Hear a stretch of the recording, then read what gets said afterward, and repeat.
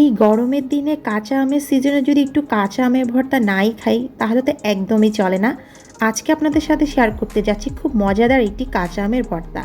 প্রথমে একটি বড় সাইজের আমকে আমি ভালো মতো ধুয়ে ছিলে একদম গ্রেট করে নিয়েছি কুচি কুচি করে। তারপরে এতে অল্প কিছু উপকরণই দিয়ে দিচ্ছি তেঁতুল এবং কাঁচামরিচ। তা দিয়ে এখন আমি এখানে ভালো করে মেখে নিব।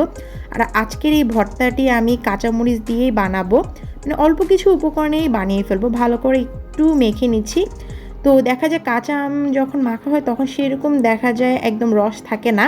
আর আমি ভর্তা জিনিসটা একটু ঝোল খেতে পছন্দ করি। তো আজকে এখানে আমি একটু ঠান্ডা পানি দিয়ে দিচ্ছি যেন ভর্তাটা খাওয়ার সময় একটু রিফ্রেশ লাগে, ভালো লাগে। তো এখানে মাখার সময় আমি একটু ঠান্ডা পানি ইউজ করছিলাম।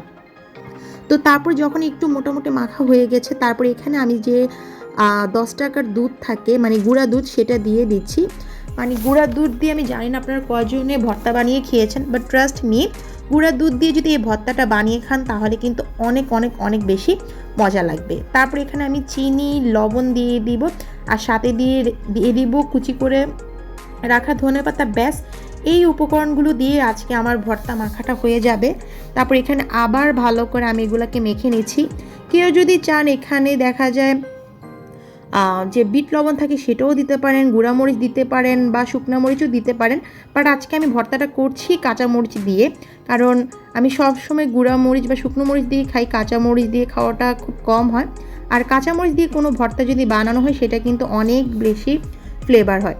তো ব্যাস, এই তো দেখে ফেলুন আমার মশলা দিলে ভর্তাটা রেডি হয়ে গিয়েছে। জানি না আপনারা কতটুকু বিশ্বাস করবেন, বাট ট্রাস্ট মি, ভর্তাটা অনেক বেশি মজা হয়েছে। আপনারা সবাই একবার হলো বাসায় কিন্তু এই গুঁড়া দুধ দিয়ে এই ভর্তাটা ট্রাই করবেন। আশা করি সবার কাছে অনেক ভালো লাগবে। আর কারা কারা এভাবে আমের ভর্তা বানিয়ে খেয়েছেন বা কে কীভাবে আমের ভর্তা বানিয়ে খেতে পছন্দ করেন অবশ্যই জানাবেন। আশা করি ভালো লাগবে। আল্লাহ হাফেজ।